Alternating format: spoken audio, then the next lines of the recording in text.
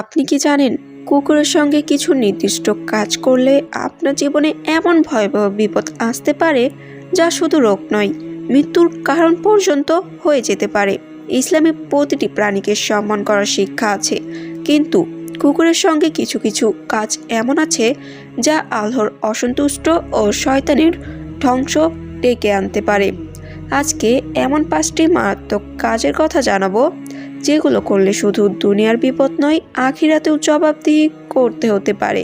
তো সেই 5টি কারণ কি যা করলে আপনার মৃত্যু পর্যন্ত হয়ে যেতে পারে, সেগুলো আমি আপনাদেরকে বলছি।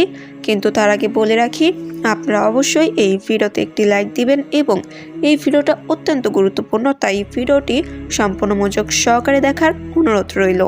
1 নম্বর, কুকুরকে বিনা কারণে আঘাত করা বা নির্যাতন করা। কোনো পশুকে কষ্ট দেওয়া ইসলামের সম্পূর্ণ হারাম। রাসূলুল্লাহ সাল্লাল্লাহু আলাইহি ওয়াসাল্লাম বলেছেন, যে ব্যক্তি একটি পশুকে বিনা কারণে কষ্ট দেয় সে জাহান্নামের যোগ্য।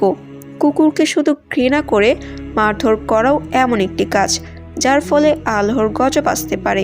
এতে আপনার ভাগ্যে রোগ, অভাব, এমনকি মৃত্যু পর্যন্ত আসতে পারে। তাই অবশ্যই এই বিষয়টি আপনাদেরকে খেয়াল রাখতে হবে এবং সতর্ক থাকতে হবে।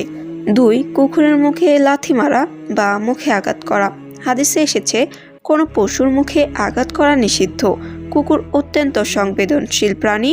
মুখে মার দিলে সে হিংস্র হতে পারে, কামড়ে দিতে পারে, যার মাধ্যমে ভয়ানক রোগ যেমন র্যাবিস হতে পারে, যার কারণে মৃত্যু অনিবার্য।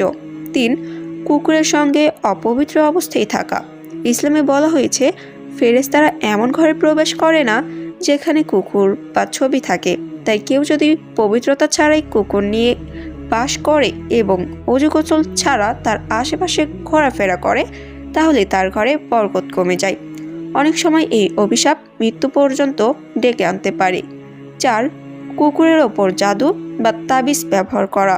অনেকে গোপনে জাদু বা তাবিজ দিয়ে কুকুর ব্যবহার করে বদদোয়া বা কোনো ব্যক্তিকে ক্ষতি করার চেষ্টা করে। এটি সম্পূর্ণভাবে কুফরি কাজ যা আল্লাহর ক্রোধ ডেকে আনে। এই সব কাজে যারা জড়িত থাকে তাদের ওপর এমন বিপদ আসে যা তাদের ধ্বংস করে দিতে পারে। 5, কুকুরকে খাবার দিয়ে পরে বিষ বা প্রাণে মেরে ফেলা। ইসলামে প্রতারণা হারাম।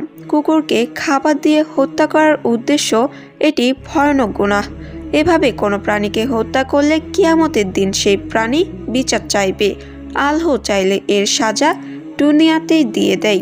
সড়ক দুর্ঘটনা, হৃদরোগ, এমনকি অস্বাভাবিক মৃত্যু পর্যন্ত আপনার হয়ে যেতে পারে।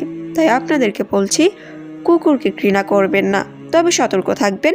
ইসলামী কুকুর অপবিত্র হলেও তাদের প্রতি অন্যায় করা আল্লাহর গজব টেনে আনতে পারে। তো প্রিয় ভাই ও বোনেরা, এই ছিল আজকের ভিডিওটি ভালো লাগলে অবশ্যই লাইক এবং সাবস্ক্রাইব করবেন। সবাই ভালো থাকুন, সুস্থ থাকুন। দেখা হচ্ছে পরবর্তী কোনো নতুন ভিডিওতে। আল্লাহ হাফেজ।